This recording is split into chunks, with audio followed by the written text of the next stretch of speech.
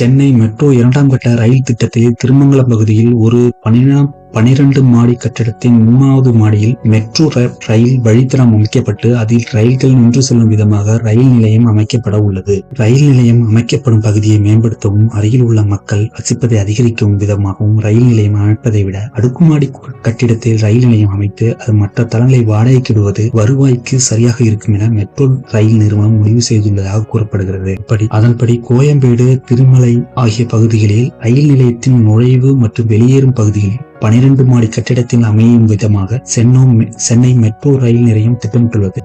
அந்த வகையில் 2ஆம் கட்ட மெட்ரோ ரயில் வழித்தடத்தில் 3 இடங்களில் அடுக்குமாடி கட்டிடங்களுக்குள் ரயில் பாதை அமைக்கப்பட உள்ளதாகவும் கூறப்படுகிறது. இதற்கு ஏதுவாக திருமங்கலத்தில் ஒரு அடுக்குமாடி கட்டிடத்தின் 3 வீடுகள் மட்டும் ரயில் பாதை அமைப்பதற்காக வாங்கப்பட்டுள்ளது. ரயில் நிலையம் மட்டும் அமைப்பதை விடவும் அடுக்குமாடி கட்டடங்களை அமைத்து அதனை வணிக நிறுவனங்களாக மாற்றினால் மெட்ரோ ரயில் திட்டங்களுக்கு செய்த செலவை ஈடு செய்ய முடியும் என சென்னை மெட்ரோ ரயில் நிறுவனம் கருதுவதால் இத்திட்டம் செயல்படுத்த இருக்கிறது. இதற்கு ஏதுவாக சீனாவின் டோங்கிங்கில் உள்ள 19 மாடி குடியிருப்பு வளாகத்தில் 6வது மாடியில் மெட்ரோ நிலையம் உள்ளது. நாக்பூரில் உள்ள 0 மைல் மெட்ரோ நிலையத்திற்கு மேலே 15 அடுக்கு நட்சத்திர ஹோட்டல் திட்டமிடப்பட்டுள்ளது என்பது குறிப்பிடத்தக்கது. மைண்ட் லாஃபை சப்ஸ்கிரைப் பண்ணுங்க, பெல் பட்டன் அழுத்துங்க.